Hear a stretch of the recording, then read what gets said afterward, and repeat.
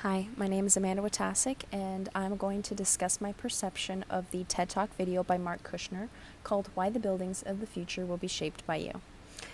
This video is relevant at the moment because we are taking a public speaking class that is oriented towards architecture students and how we can present our designs in a more efficient manner using correct terminology and keeping the audience's attention. I want to discuss that the speaker, Mark Kushner, has some credibility. He is an author, he is an architect, and he is an entrepreneur. So he has a lot of experience about architecture and the way to sort of sell it to other people. And he succeeded in many ways. He grabbed my attention from the very beginning, and I could tell that he even got the audience's attention because he used a lot of humor, irony, and satirical, statements. And he spoke very clearly about his architectural ideas in a chronological order, as I will discuss, about the understanding of the history and the growth of architecture over time. He also changed his tone of voice to emphasize certain points that maybe I wouldn't have caught if he hadn't changed, that level in his voice. And, again, more clear points about how architecture is not just the architect designing, it's about the connection between architecture and the people.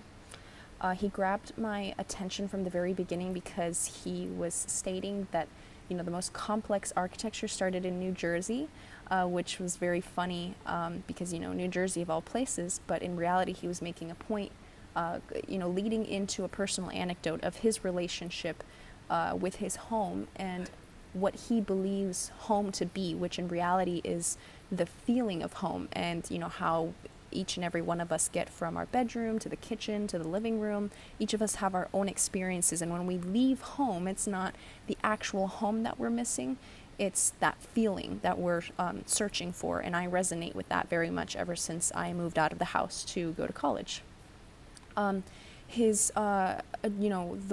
The words that he was using were not very complex, and you realize that because he was addressing a certain audience, it was important that this terminology wasn't so complex.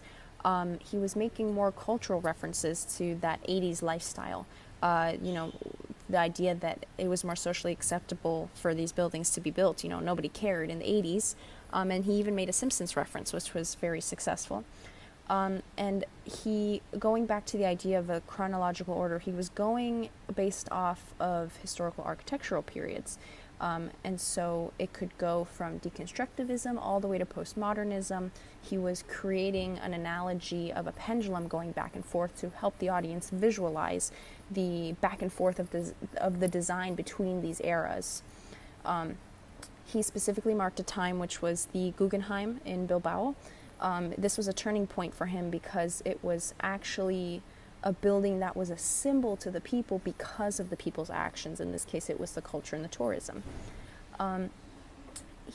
This leads up to the idea of, or his belief that the media revolution was the most important and the most grand, because it was this idea that people were brought up to speed with architecture. The media was giving people the opportunity to have a voice and give an opinion about buildings before they were even built. So you had a connection with a structure or a building or a space, and you could give the architect their opinion and they could change it without risking it being built later and nobody liking it. And this kind of proves the idea that architecture shapes us in many ways that we don't even really realize. And in the end, it was also a little bit persuasive because you could tell that even though he was being informative throughout the speech, because these people don't really know much about the history of architecture, he was being persuasive because he wanted them to do something about it. He was kind of making it feel like, if you get the opportunity to say something, if somebody is designing a building or a space, say something. They want to hear what you have to say because ultimately they're doing this for you. They're doing this for the community that this, building would be built in. And in conclusion, I thoroughly enjoyed the TED Talk overall. I find it very satisfying when the speaker, in this case Mark, pulled that story from the beginning and he kind of did a full circle with it and pulled it back at the end, to resonate with us. The idea that, again, we always look back to home, and these sorts of issues are not just at a big scale. That, again, they happen in our homes. They can happen at a small scale. So I think that was really nice, the way he pulled it all together at the end. Thank you.